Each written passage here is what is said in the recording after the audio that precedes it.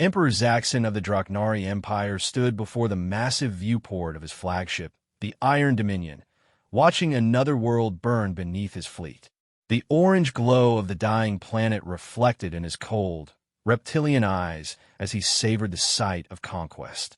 For 3 centuries, he had built his empire through strength alone, crushing every species that dared oppose him across 17 star systems. "Your Majesty," came the gravelly voice of General Vorthak, his most trusted commander. "The human settlement has been completely destroyed." Their defense grid lasted exactly 14 minutes. Zaxxon's scaled lips curled into what passed for a smile among his people. 14 minutes? They lasted longer than the Sethri did. Perhaps these humans possess some measure of strength after all. He turned from the viewport, his massive frame casting shadows across the bridge. Standing nearly 10 feet tall with thick, armor-like scales covering his body, Zaxxon was an imposing figure even among his own warrior race. The Draknari had evolved on a harsh world where only the strongest survived. Their society reflected this reality perfectly. Power was the only currency that mattered, weakness was despised, and mercy was considered the greatest of all failures. Under Zaxxon's rule, these principles had guided them to become the most feared empire in known space. "Sir," another officer called out, his voice trembling slightly, "we're receiving a transmission from the human survivors. They wish to surrender." Zaxxon's expression darkened. "Surrender?" He spat the word like a curse. "Cowards! Patch them through, but make this quick. I have no patience for the pleading of the weak." The main display flickered to life, showing a group of humans huddled in what appeared to be an underground bunker. Their faces were streaked with dirt and tears, and several were clearly injured. At their front stood an elderly man with silver hair, wearing the tattered remains of what had once been an impressive military uniform. "Great Emperor Zaxxon," the man began, his voice steady despite the circumstances, "I am Admiral Harrison of the Terran Colonial Defense Force.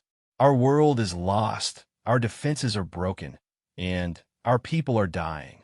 We have nothing left to offer in battle. Then, why waste my time with this communication?" Zaxxon growled, his patience already wearing thin.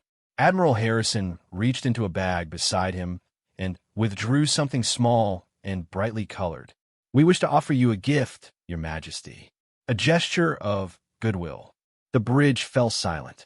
Every Draknari officer stared at the display in disbelief. General Vorthak stepped forward, his own expression twisted with disgust. "A gift?" Vorthak snarled. "They dare insult our emperor with offerings? As if he were some primitive chieftain to be bought with trinkets." Zaxxon raised a clawed hand for silence, though his own anger was clearly building. What manner of gift could a defeated, broken people possibly offer that would interest the ruler of 17 systems? The admiral held up the object, a small, handmade toy that appeared to be some kind of stuffed animal. Its fur was a patchwork of different colors, clearly sewn together by inexpert hands. One button I hung loose, and stuffing poked out from several seams. "This is a teddy bear," Harrison said quietly. "It was made by my granddaughter, Sarah. She's 7 years old. Before your ships arrived, she asked me to give this to whoever was coming to our world. She said," his voice caught slightly, "she said that maybe they just needed a friend." The silence on the bridge was absolute. Zaxxon stared at the pathetic little toy in the human's hands, his mind reeling. In 3 centuries of conquest, no defeated enemy had ever offered him a gift. They had offered tribute, yes, wealth, resources, slaves. They had begged for mercy, promised service, sworn eternal loyalty. But a gift? A simple, freely given present from a child who had no understanding of war or conquest. "You mock me," Zaxxon said finally, his voice deadly quiet. "You think to insult the Empire with this worthless scrap of fabric." "No, Your Majesty," Harrison replied firmly. "There's no mockery here. Just a child who believes that kindness can exist even in the darkest moments. She doesn't understand war, or empires, or conquest. She only knows that someone was coming to her world, and she wanted them to have something beautiful." Zaxxon's claws extended involuntarily, scarring the metal railing before him. "Gifts are for the weak," he declared, his voice carrying across the bridge. "They are the tools of those who lack the strength to take what they desire. They are signs of submission, of begging, of pathetic attempts to buy favor from one's betters." He leaned forward, his massive form filling the display from the human's perspective. "I am Zaxxon, Emperor of the Draknari, conqueror of 17 systems, the iron fist of the galaxy. I take what I want through strength. I need nothing from you, least of all the meaningless tokens of your defeated children." Admiral Harrison nodded slowly. "I understand, Your Majesty. Forgive us for the presumption." He began to lower the teddy bear, but then paused. Would you permit me to ask one question?" Zaxxon's patience was at its end, but something about the human's demeanor gave him pause. "Speak quickly. Do you have children, Emperor?" The question hit Zaxxon like a physical blow. For a moment, his composed facade cracked, and something raw and vulnerable flickered in his eyes. Yes, he had a child. Prince Kale, his only son and heir to the Empire. The boy was everything a Draknari should be: strong, intelligent, fierce in combat. Yet lately, something had been different about him. Something that Zaxxon couldn't quite identify, but that troubled him deeply. "What relevance does that have?" Zaxxon demanded, though his voice lacked its earlier fire. "None, perhaps," Harrison admitted. "It's just that, when you have children, you begin to see the universe differently. You start to wonder what kind of galaxy you're leaving for them. Whether all this," he gestured vaguely upward toward the Draknari fleet, "whether all this strength and conquest will truly make them happy." "Happiness." Zaxxon laughed, but it was a cold, bitter sound. "Happiness is irrelevant. Strength is what matters. Power, the ability to crush one's enemies and take what one desires. This is what I teach my son, just as my father taught me." "And was your father happy, Emperor? Are you?" The question hung in the air like a challenge. Zaxxon found himself thinking of his own father, the previous emperor, who had died in battle against a rebellious system.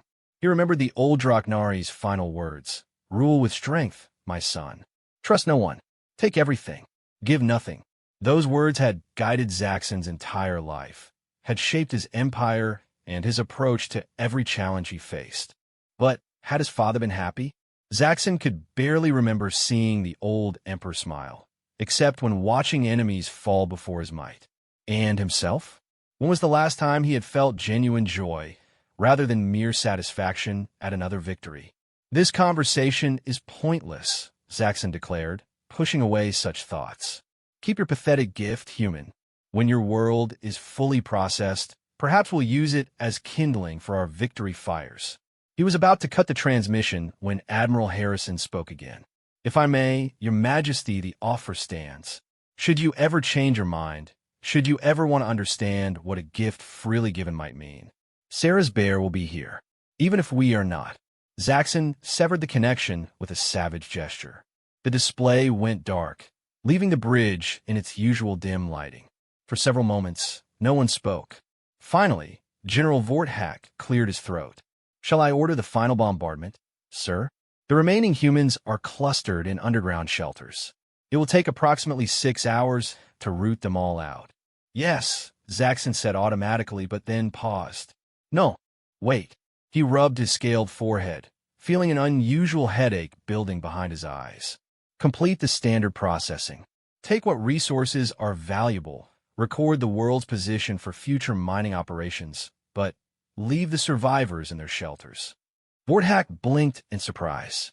"Sir, that's unusual. They're broken," Zaxxon said dismissively. "Scattered survivors in underground holes pose no threat to the Empire. Let them scratch out whatever pathetic existence they can manage. It will serve as a reminder to other worlds of the price of resistance." It was a reasonable explanation, and Vorthak accepted it with a nod. But Zaxxon knew it wasn't entirely true.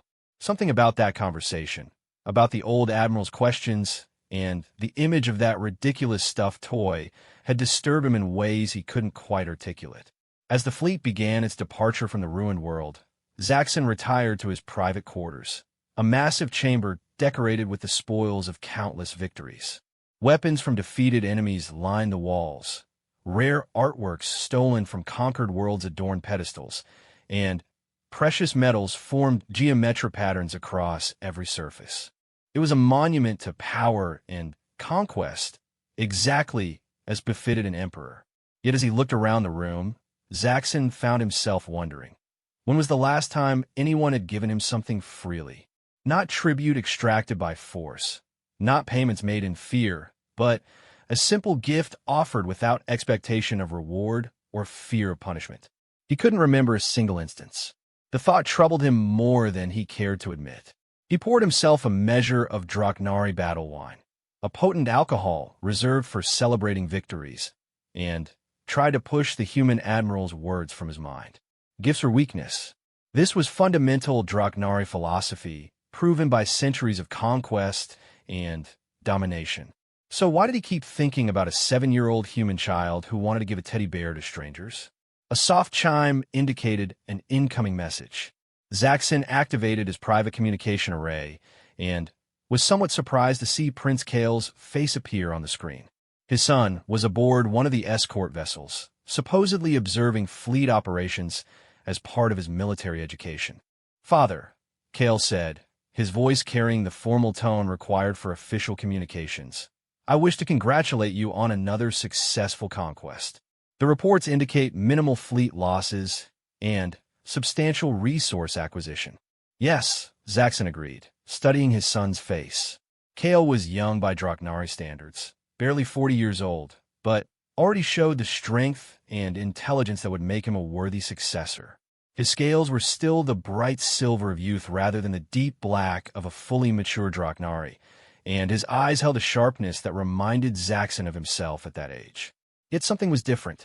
Something in the way Kale held himself, in the carefully neutral expression he wore, suggested that this wasn't simply a congratulatory call. "Was there something else, my son?" Kale hesitated for a moment, then nodded slowly. "I monitored some of the communications during the final stages of the conquest. There was a rather unusual exchange with the surviving humans." Zaxxon's expression darkened. The weak always try unusual tactics when conventional resistance fails. "It means nothing." "Of course not, father. I simply found their approach curious. This concept of giving gifts to enemies. It's completely alien to our way of thinking." "As it should be," Zaxxon said firmly. "Gifts are tools of manipulation used by those too weak to take what they want through force. Remember this lesson, Kale. The moment you start accepting gifts from your enemies is the moment you begin to show weakness." "Yes, father," Kale agreed, but Zaxxon caught something in his son's tone, a slight hesitation, a barely perceptible note of what? Doubt? Curiosity? "You disagree with something I've said?" "No, sir," Kale replied quickly. "Your wisdom guides the Empire. I would never question your teachings."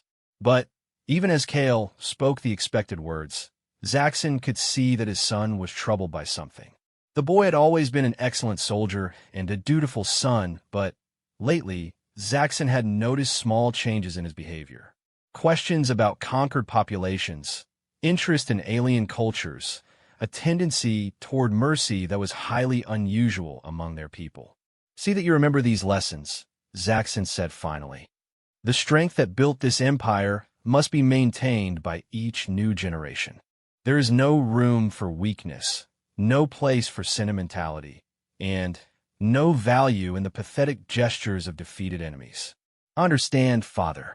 The communication ended, leaving Zaxxon alone with his thoughts once again. He moved to a wall display showing the tactical overview of his empire. 17 star systems, hundreds of worlds, countless billions of subjects all united under his iron rule. It was an impressive sight, a testament to Draknari's superiority and his own strategic brilliance. But as he looked at those stars on the map, he found himself wondering about the people living on those worlds. Did any of them ever offer gifts to each other? Did they celebrate birthdays or holidays or achievements with presents freely given? And if they did, what did that feel like for both the giver and the receiver? Such thoughts were dangerous, he knew. They led toward weakness, toward the kind of soft thinking that had allowed other empires to fall to stronger, more determined foes. The Draknari way was proven and effective. Strength conquered all, power ensured survival, and gifts were nothing more than the desperate gestures of the defeated. Yet as he prepared for sleep in his chamber, surrounded by stolen treasures, Emperor Zaxxon couldn't shake the image of a 7-year-old human child carefully stitching together a teddy bear for complete strangers, simply because she thought they might need a friend. The thought would haunt his dreams that night, and many nights to come.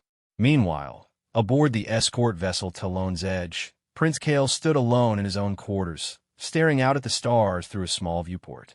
Unlike his father's chambers, Kael's quarters were spartanly furnished, just the basics required for military efficiency. He had never felt the need to surround himself with trophies of conquest. The conversation with the human admiral had affected him more deeply than he dared admit to his father. The idea that someone could offer a gift with no expectation of return, no hope of gain, no fear of consequences, it challenged everything he had been taught about the nature of strength and weakness. As the fleet jumped to hyperspace, beginning its journey toward the next target world, Kael found himself thinking about gifts. In his entire life, no one had ever given him anything that wasn't either a reward for achievement or a tool for future success. Every weapon, every piece of armor, every educational resource had come with expectations and requirements attached. What would it feel like, he wondered, to receive something given purely out of kindness? Or even more intriguingly, what would it feel like to give such a thing to someone else? The questions troubled him, but not in the way his father's teachings suggested they should. Instead of feeling weakened by such thoughts, Kael felt curious. And curiosity, he was beginning to suspect, might be a kind of strength all its own. The Draknari Empire continued its inexorable expansion across the galaxy, its iron fist closing around world after world. But somewhere in the vast machinery of conquest, small seeds of doubt had been planted. And like all seeds, given the right conditions, they would eventually grow into something that could change everything. The emperor who mocked gifts as weakness had no idea that his next encounter with such weakness would come from much closer to home than he could ever imagine. The first crack in his armor of certainty had been made by a human child with a teddy bear. The second would come from someone whose opinion mattered far more than any conquered alien could, his own son. But that revelation lay in the future. For now, the Empire slept, dreaming of conquest and glory, while a few troubled minds wrestled with questions that had no easy answers in the Draknari philosophy of strength above all else. The galaxy turned, the stars burned, and somewhere in the darkness between worlds, change began its slow but inevitable approach. 3 months had passed since the conquest of the human colony world, and Emperor Zaxxon found himself growing increasingly troubled by his son's behavior. Prince Kael had always been an exemplary heir, fierce in combat, intelligent in strategy, and utterly loyal to the Empire. But lately, something had changed. The change was subtle at first. During fleet briefings, Kael would ask questions about civilian populations on target worlds. He inquired about alternative conquest strategies that might preserve more of the existing infrastructure.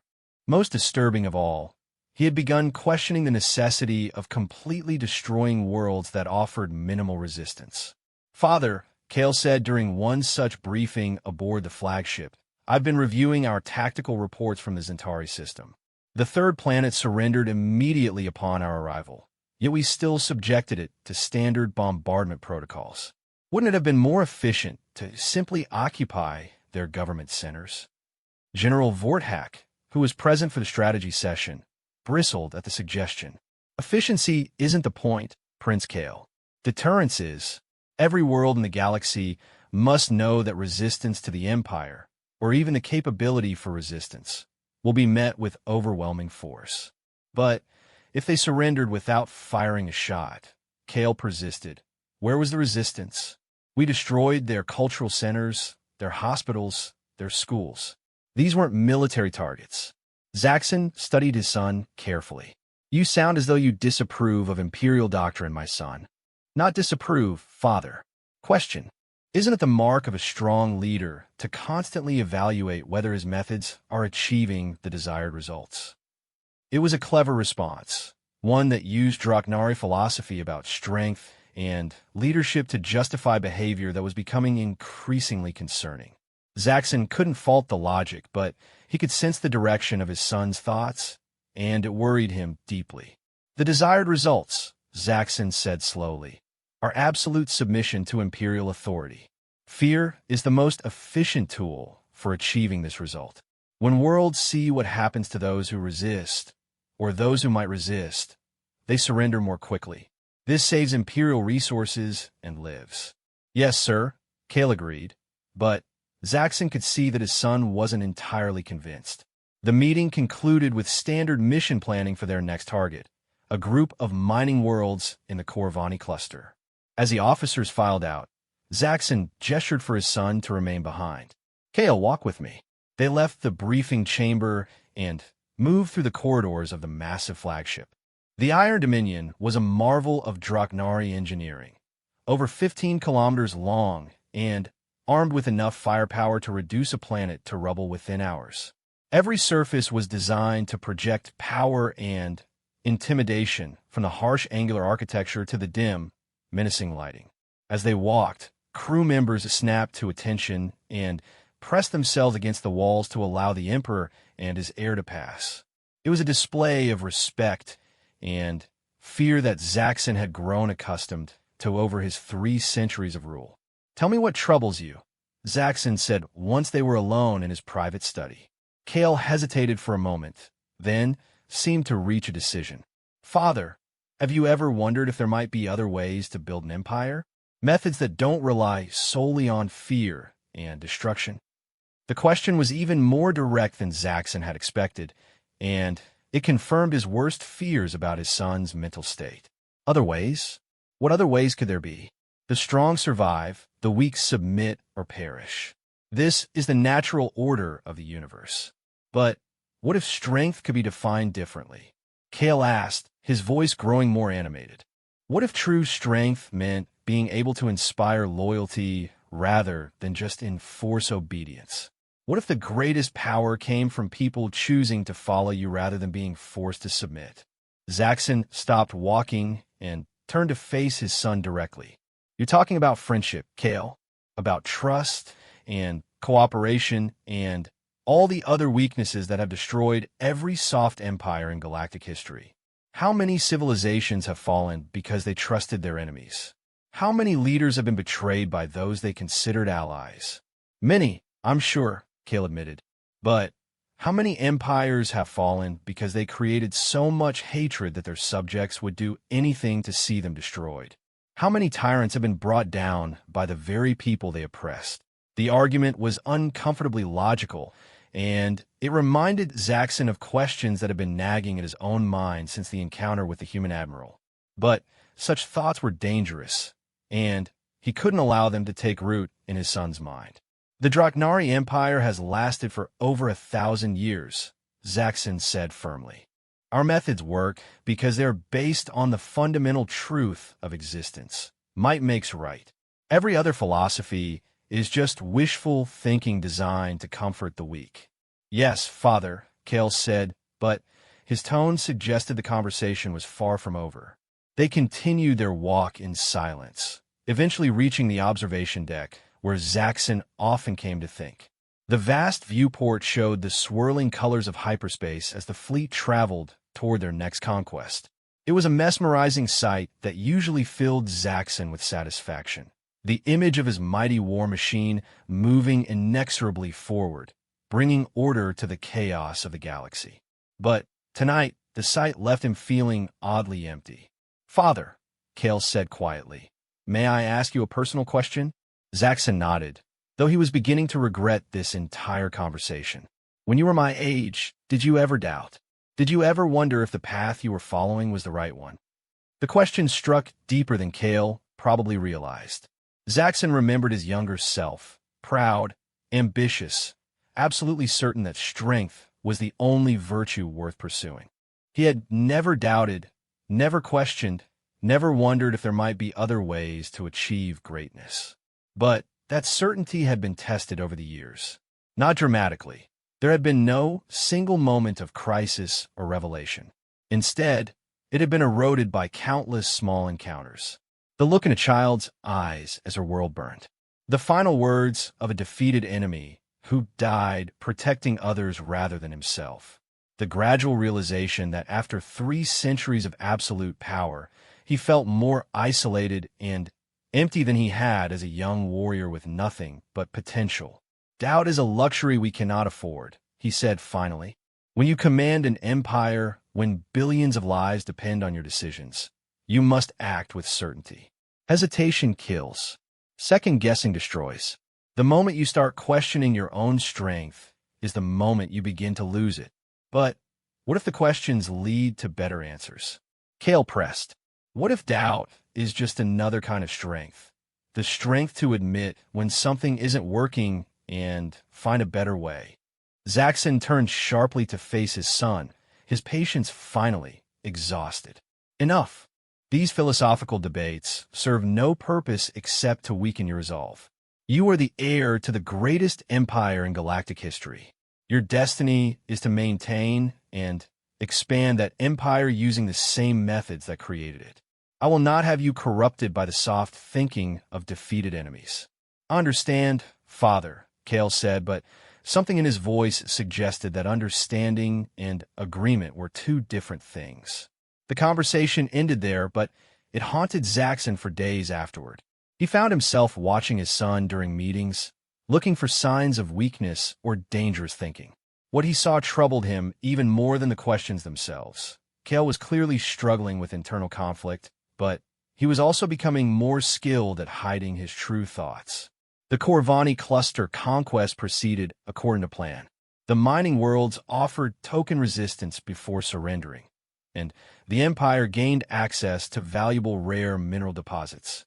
But during the operation, Zaxxon noticed that Kale made several suggestions that showed unusual concern for minimizing civilian casualties.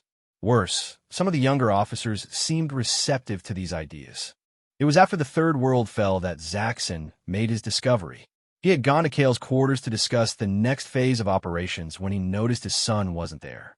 This was unusual. Kale was normally meticulous about following schedules and protocols.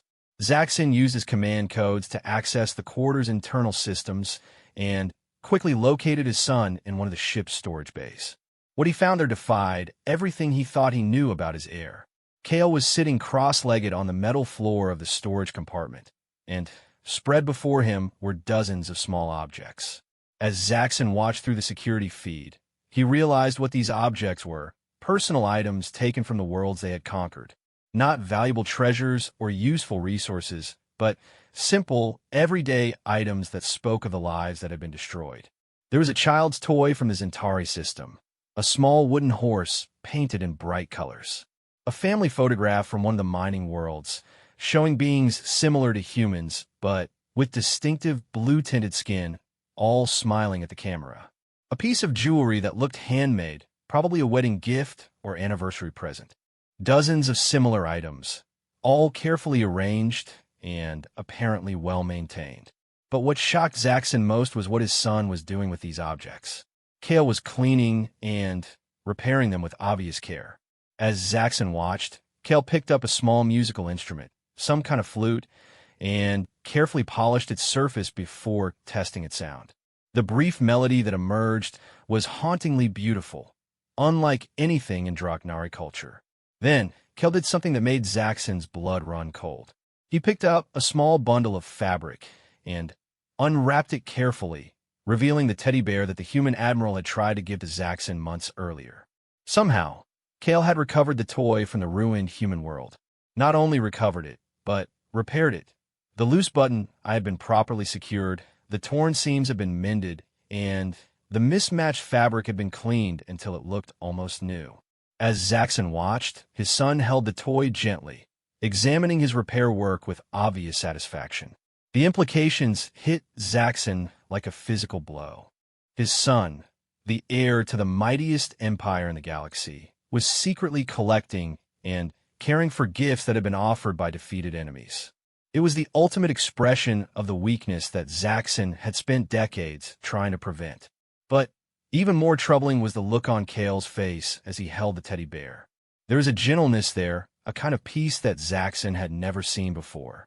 Despite everything he had been taught about strength and conquest, despite a lifetime of military training and imperial conditioning, Kale had found something valuable in these simple tokens of kindness.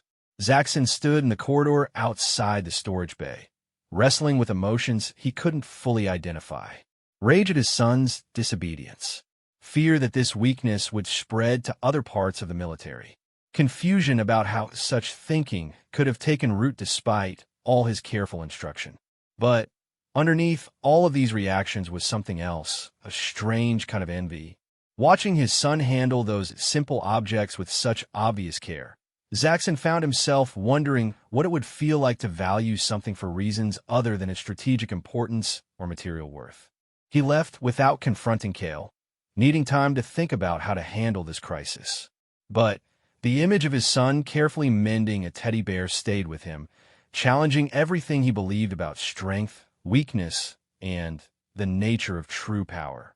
That night, as the fleet traveled through hyperspace toward their next target, both father and son lay awake in their separate quarters, each wrestling with questions that had no easy answers.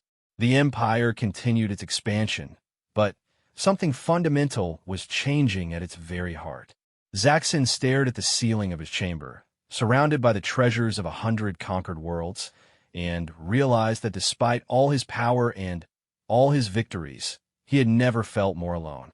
Meanwhile, in a storage bay filled with broken toys and faded photographs, Kale worked by the light of a small lamp, carefully stitching together the torn wing of a child's stuffed dragon, finding in that simple act of repair a kind of purpose that no amount of conquest had ever provided. The emperor who mocked gifts as weakness was about to discover that the greatest challenge to his rule would not come from external enemies or rebellious subjects, but from the growing realization that perhaps, just perhaps, there was more than one way to measure true strength. But before that realization could fully take hold, events were set in motion that would force both father and son to confront their beliefs in ways neither could have anticipated. The next world on their conquest list was home to a species unlike any they had encountered before, beings whose entire culture was built around the radical concept that true power came not from taking, but from giving. The Draknari Empire was about to face its greatest test, and it would come not in the form of superior weapons or brilliant strategy, but in the form of a simple question that would shake the foundations of everything they believed. What if the strongest thing you can do is offer a gift to your enemy? The answer to that question would change everything. The world of Alturia hung like a blue-green jewel against the black of space, its surface unmarked by the industrial scars that characterized most developed planets. As the Draknari fleet emerged from hyperspace and took position around the world, initial scans revealed something that puzzled every tactical officer aboard the flagship. "Sir," reported Lieutenant Commander Drex, his voice uncertain, "we're reading massive urban centers across the planet's surface, but no defensive installations. No orbital platforms, no ground-based weapons, not even a planetary shield grid." Emperor Zaxxon studied the tactical display with growing suspicion. In 3 centuries of conquest, he had learned that apparently defenseless worlds were often the most dangerous. Hidden weapons, surprise tactics, devastating last-resort strategies. He had seen them all. Population, he demanded. Approximately 12 billion, scattered across 6 continents. Technological level appears to be on par with our own, possibly superior in some areas. But, sir, Drex hesitated. "Speak. They're not just defenseless. According to our scans, they don't appear to have any military infrastructure at all. No barracks, no weapons manufacturing, no training facilities. It's as if their entire civilization has never heard of warfare." General Vorthak snorted in derision. "Impossible. Every species develops military capacity as soon as they achieve technological sophistication. It's a fundamental law of survival." Prince Kale, who had been studying the sensor readings with unusual intensity, looked up from his station. What if it's not impossible? What if they found a different way to survive? The bridge fell silent.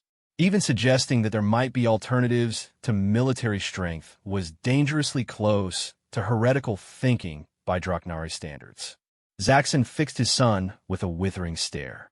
There is no survival without strength, my son. These aliens either possess hidden weapons of devastating power, or they are about to become the easiest conquest in Imperial history. Only one way to find out, Vorthak said, his claws already extending in anticipation of battle. Shall I order the bombardment to begin? No, Zaxxon said, surprising everyone on the bridge. We will establish communication first. I want to understand what we're dealing with before we destroy it. It was a reasonable tactical decision, but Zaxxon knew his real motivation was curiosity. Something about this world reminded him of the questions that had been troubling him since the encounter with the human admiral. If these beings had somehow survived without military power, how had they managed it? The communication was established within minutes. The main display showed what appeared to be a conference room filled with beings that looked remarkably similar to humans, though their skin had a subtle golden tint and their eyes were noticeably larger. At the center of the group sat an elderly female who wore simple robes rather than any kind of uniform or formal attire. "Greetings," she said in perfect Draknari, her voice carrying none of the fear that Zaxxon expected from a world facing imminent conquest. "I am Elder Mirai, currently serving as Alturia's speaker to other worlds. We have been aware of your approach for several days now." "Then, you know why we are here," Zaxxon replied. "I am Emperor Zaxxon of the Draknari Empire. Your world lies within our path of expansion. Surrender now, and your people will be granted the privilege of serving the Empire. Resist and face annihilation." Elder Mirai nodded thoughtfully, as if considering a mildly interesting philosophical proposition rather than a death sentence. "Yes, we understand your Empire's methods. We have been monitoring your progress through this sector for some time. 17 systems brought under your control through conquest and intimidation. Quite impressive from a certain perspective. You would be wise to remember that impressive record," General Vorthak interjected. "No world has successfully resisted Imperial forces." "Oh, we have no intention of resisting," Mirai said calmly. "Violence is antithetical to our entire way of life. We wouldn't know how to fight even if we wanted to." Zaxxon felt a flicker of the same unease he had experienced during the encounter with the humans. "Then you surrender?" "In a sense, yes. We recognize your superior military power and have no desire to see our people harmed. However, before you proceed with whatever your standard conquest protocols require, we would like to offer you something." The word offer sent a chill through the bridge. Kale straightened in his seat, his attention suddenly riveted on the conversation. Zaxxon's own reaction was immediate and negative. "We require nothing from you except submission," he said harshly. "The Empire takes what it needs through strength, not through the pathetic gestures of the defeated." Of course, Mirai agreed easily. "But this isn't about what you need. It's about what you might want, once you understand what it is we're offering." Despite himself, Zaxxon found his curiosity aroused. "Explain." Elder Mirai gestured, and several other Alturians moved forward, each carrying what appeared to be simple wooden boxes. "For the past several days, since we became aware of your fleet's approach, our people have been working on these. Each box contains something made specifically for members of your crew." "Gifts," Zaxxon said, the word heavy with contempt. "Yes, gifts, but not the kind you might expect from a conquered people. These aren't treasures or bribes or attempts to purchase mercy. Each one is something our artisans created after studying your individual crew members through long-range observation. They are personal, thoughtful expressions of, call it recognition, appreciation for who you are as individuals, rather than just as conquerors." The concept was so alien to Draknari thinking that several officers looked confused rather than insulted. Gifts made for specific individuals? Based on understanding rather than fear? It challenged the fundamental assumption that all interactions between species were based on dominance and submission. "Madness," General Vorthak muttered. "They seek to corrupt us with their weakness." But Prince Kale leaned forward, his voice cutting across the general's objection. How could you possibly know enough about our individual crew members to create personalized gifts? You've had no contact with our ship. Elder Mirai smiled, the expression seeming genuinely warm rather than diplomatic. Your long-range sensors are quite impressive, Prince Kale, but our observation technology is somewhat more sophisticated. We've been monitoring your fleet for days, learning about your daily routines, your personal interests, your individual struggles, and achievements. She gestured to one of the boxes. For instance, we know that Lieutenant Commander Drex has been working for months to solve a complex mathematical puzzle that has been challenging him during his off-duty hours. One of our mathematicians has prepared a gift that might help him approach the problem from a different angle. Drex's scaled features showed obvious shock. The puzzle Mirai referred to was indeed something he worked on privately, a personal challenge that he had never mentioned to anyone aboard the ship. And General Vorthak, Mirai continued, our observers noted that you carry a small carved figure in your personal effects, a representation of your home world's apex predator, if our research is correct. Our artisans have created a companion piece that honors both the creature's fierce beauty and your obvious connection to your heritage. Vorthak's expression shifted from contempt to something approaching alarm. The carved figure Mirai mentioned was indeed his most treasured possession, a remembrance of his birth world that he had carried through decades of campaigns. The fact that these aliens knew about it, and more importantly, understood its significance to him personally, was deeply unsettling. And you, Emperor Zaxxon, Mirai said, her voice becoming even more gentle.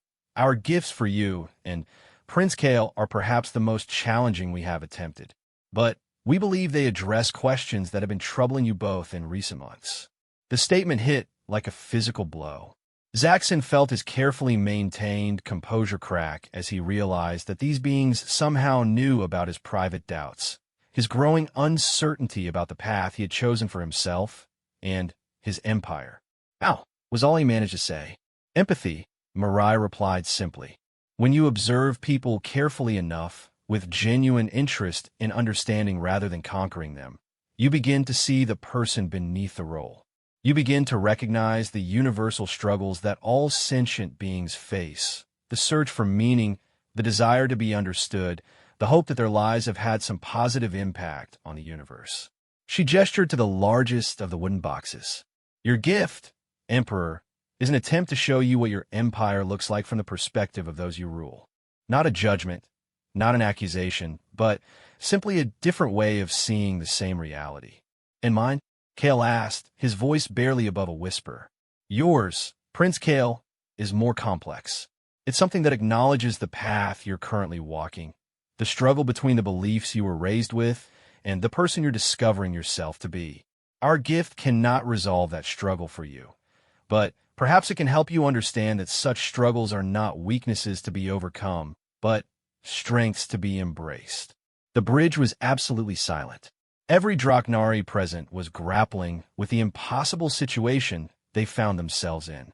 These aliens were offering gifts that somehow addressed their deepest personal concerns, creating a level of intimacy and understanding that was completely outside their cultural framework.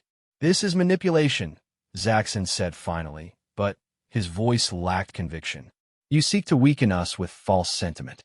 No, Emperor, Mirai said sadly. We seek to strengthen you with understanding. The gifts we offer require nothing from you in return. If you choose to take them, they are yours without obligation. If you choose to reject them, they will be destroyed without resentment. This is what we mean when we speak of gifts freely given. Why? The question came from Kale, and it carried a weight of genuine confusion. Why would you do this for enemies who are about to conquer your world? Because you are not our enemies, Mirai replied. You are fellow travelers in a difficult universe, beings who have found one way to survive the challenges of existence. We have found another way. Perhaps by sharing what we have learned, both of our peoples can find something better than either could achieve alone. The conversation continued for another hour, but Zaxxon found himself barely able to concentrate on the details. Everything about this encounter challenged his fundamental understanding of the universe. Here were beings who possessed the technology to create an advanced civilization, but who had chosen to abandon all forms of violence. They faced certain conquest and possible annihilation, but their response was to offer gifts to their conquerors. It was madness by Draknari standards. It was also the most courageous thing Zaxxon had ever witnessed. Finally, unable to process any more of the philosophical challenges these aliens presented, Zaxxon terminated the communication and ordered the fleet to maintain position while he considered their options. "Sir," General Vorthak said as soon as the channel was closed, "this is obviously some form of psychological warfare. We should proceed with standard bombardment immediately." "No," Zaxxon said, surprising himself with the firmness of his decision. "We will transport aboard their primary city and examine these alleged gifts firsthand. I want to understand what we're dealing with." "Father," Kale said carefully, "is that wise? If this is some form of trap, then we will deal with it as we always have," Zaxxon replied. "But I suspect it's not a trap. At least, not the kind we're used to." The away team consisted of Zaxxon, Kale, General Vorthak, and a dozen of the Empire's most elite warriors. They materialized in what appeared to be a vast garden in the heart of Alchuria's capital city. The space was filled with flowering plants and artistic sculptures, with pathways winding between areas designed for gathering and contemplation. Elder Mirai was waiting for them, along with several dozen other Alturians carrying the promised gifts. As the Draknari materialized, the aliens approached without any sign of fear or hostility. If anything, they seemed genuinely pleased to see their visitors. "Welcome to Alchuria," Mirai said, spreading her arms in a gesture that encompassed the entire garden. "We hope you will find your time here enlightening." The gifts were presented with simple ceremony. Each Draknari received a wooden box containing something that had clearly been crafted with extraordinary care and attention. The items themselves varied widely. Lieutenant Commander Drex received what appeared to be a complex geometric puzzle that somehow related to his mathematical interests. General Vorthak was given a sculpture that honored his homeworld's predator, while also incorporating elements that spoke to themes of protection and loyalty. But it was the gifts prepared for Zaxxon and Kale that truly demonstrated the depth of Alturian understanding. Zaxxon's box contained a viewing device that showed holographic images of worlds throughout his empire. But these weren't the tactical displays he was used to seeing. Instead, they showed the daily lives of ordinary citizens, families sharing meals, children playing, artisans creating beautiful objects, scientists making discoveries that improved life for their communities. "This is what you have built," Mirai explained as Zaxxon stared at the images. "Yes, through conquest and fear, but also through the peace that comes when worlds no longer have to worry about invasion by other powers. Your empire has provided stability to billions of beings who can now focus on creation rather than destruction." It was a perspective Zaxxon had never considered.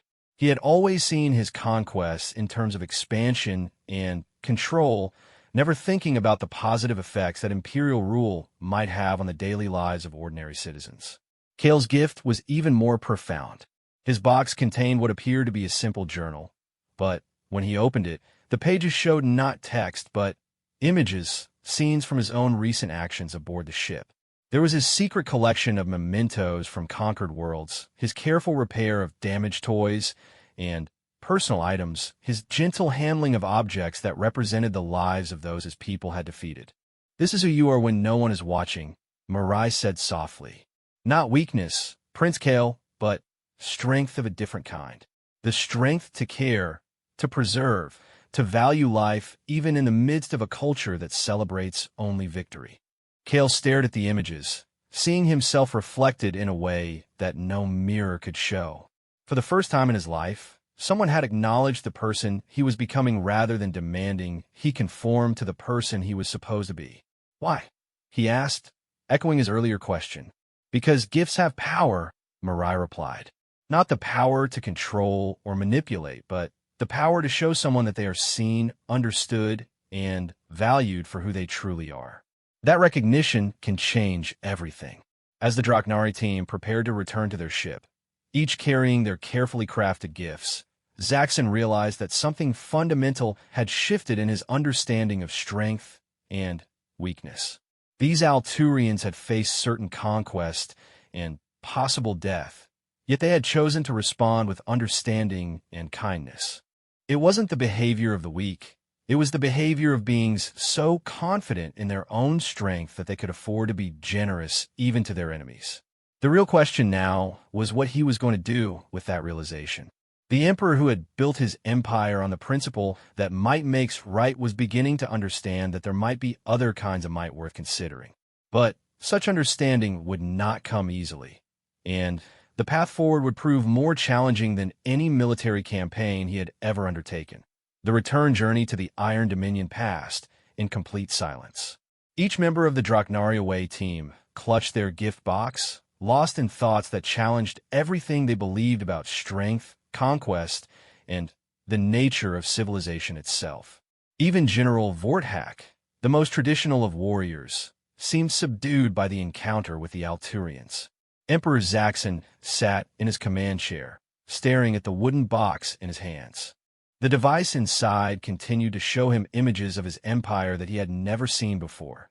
Not the tactical displays of resources and defensive positions, but the living reality of billions of beings whose lives have been shaped by his decisions.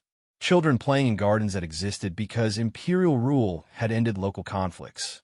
Scientists pursuing knowledge because they no longer needed to focus on weapons development.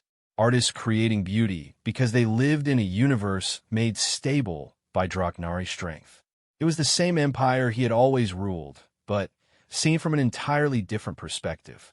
And that shift in perspective was more unsettling than any military defeat he could imagine. "Father," Prince Kale said quietly, breaking the long silence. "What are we going to do about Alturia?" The question hung in the air like a challenge. Standard Imperial protocol was clear. Worlds that refused to offer military resistance were processed according to standard guidelines. Resources were cataloged and extracted, populations were relocated as needed, and imperial infrastructure was established to integrate the new territory into the empire's administrative framework. But nothing about this situation was standard. "They offered no resistance," Zaxxon said finally, thinking aloud rather than answering directly.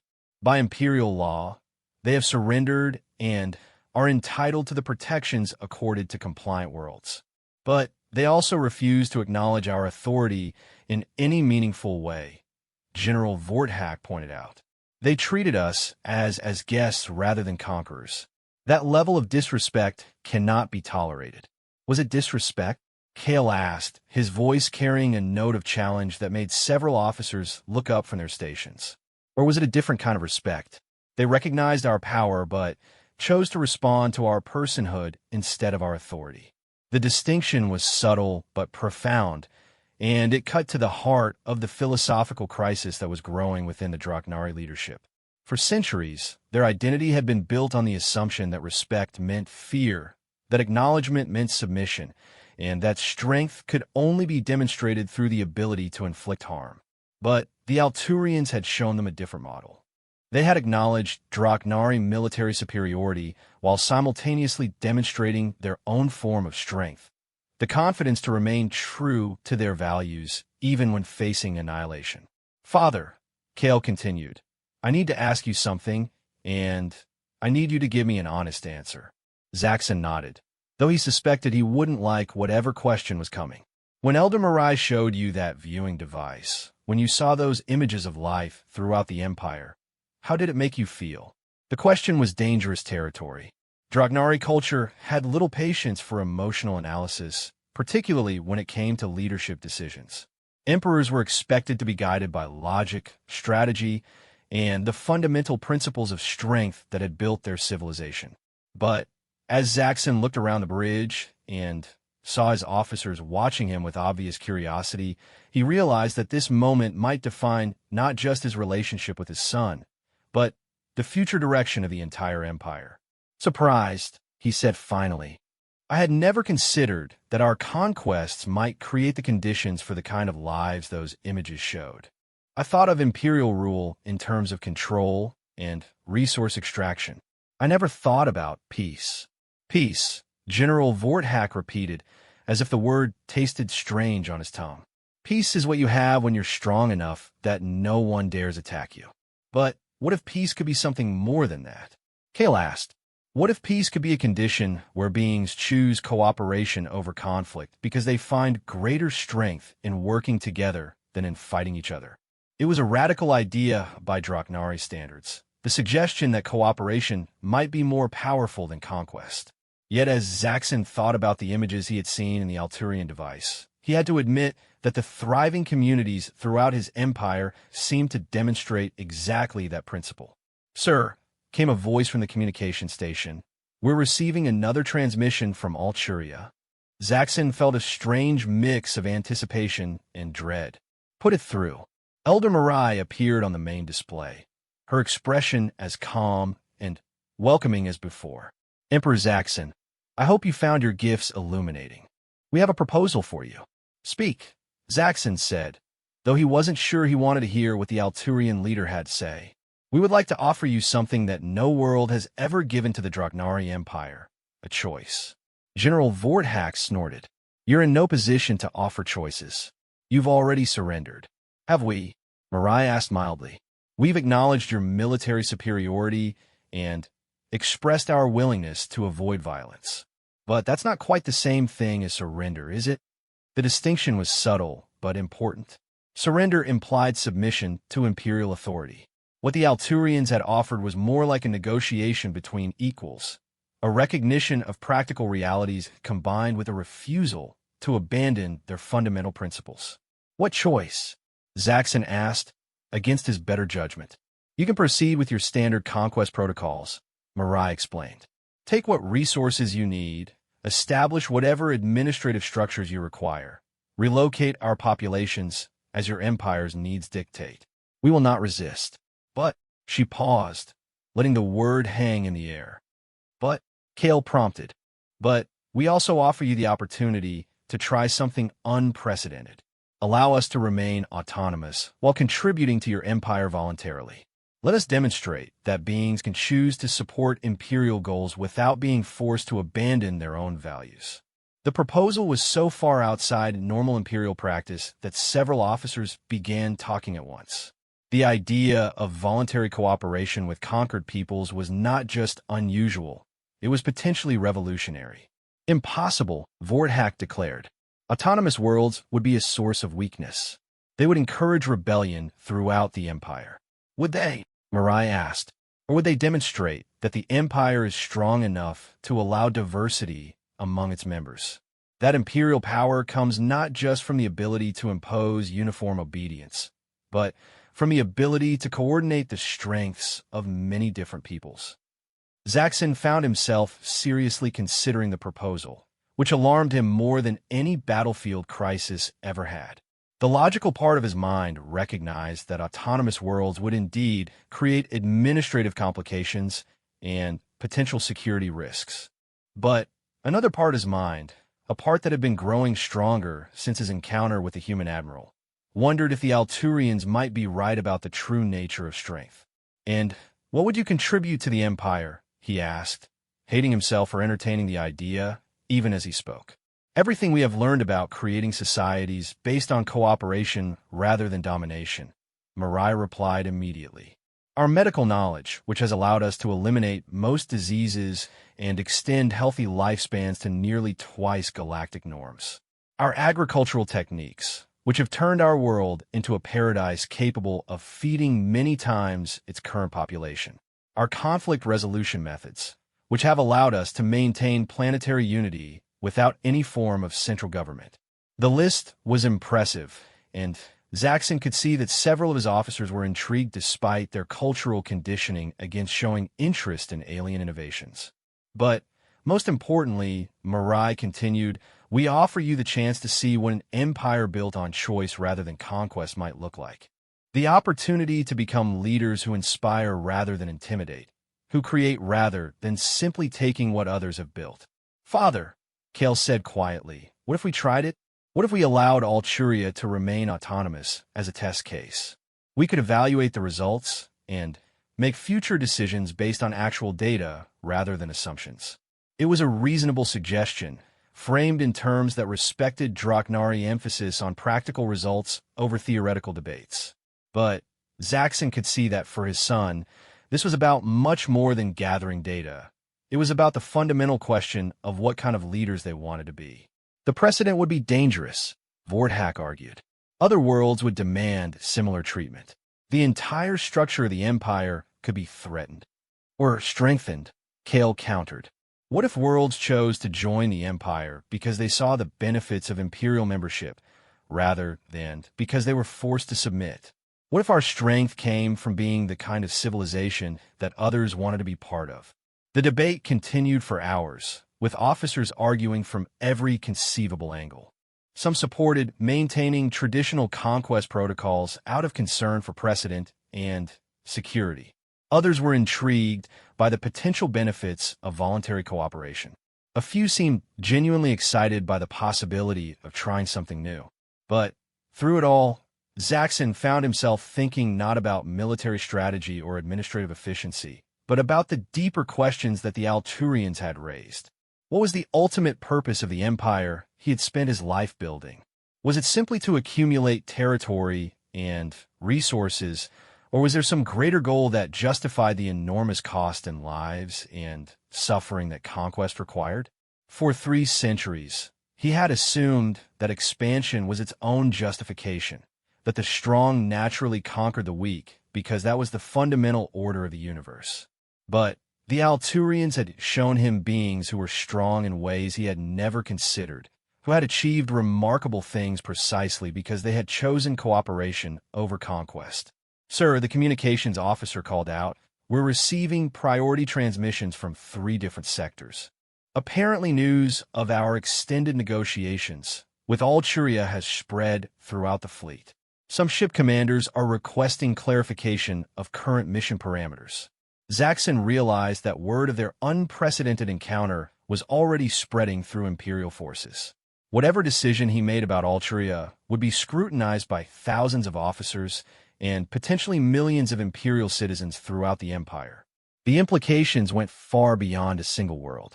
"Father," Kale said, his voice urgent but respectful, "I have something to show you, something I should have shared earlier." He reached into his personal effects and withdrew a familiar object, the teddy bear that had been offered by the human admiral months earlier, now carefully repaired and maintained. The sight of the toy on his son's hand sent a shock through everyone on the bridge. "You kept it," Zaxxon said, his voice barely above a whisper. "I kept many things," Kale admitted. "Gifts that were offered to our enemies, to us, by people who had every reason to hate us but chose kindness instead. I couldn't bring myself to destroy them, and I couldn't stop thinking about what kind of strength it must take to offer friendship to those who are destroying everything you love."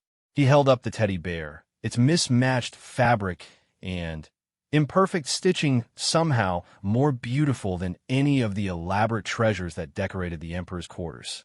"This was made by a 7-year-old human child who thought we might need a friend," Kale continued. "She didn't know anything about empires or conquest or military strategy. She just saw strangers coming to her world and wanted to give them something beautiful." General Vorthak started to object, but Zaxxon silenced him with a gesture. "When I hold this," Kale said, his voice growing stronger, "I remember that there are ways to be strong that have nothing to do with weapons or fear. Ways to change the universe that don't require destroying what came before." He looked directly at his father, and Zaxxon saw in his son's eyes a kind of certainty that he envied. "The Alturians are offering us the same thing that child offered, a chance to be friends instead of enemies. A chance to build something together instead of simply taking what they've built apart. Maybe it's time we found the strength to accept such an offer." The bridge fell silent as everyone waited for Zaxxon's response. In that moment, the Emperor realized that he was facing the most important decision of his 3-century reign. Not a question of military tactics or resource allocation, but a fundamental choice about what kind of civilization he wanted to lead. The weight of that choice was overwhelming, but As he looked at his son holding the carefully repaired gift of a human child, Zaxxon began to understand that some decisions required a different kind of courage than the courage to fight. They required the courage to change.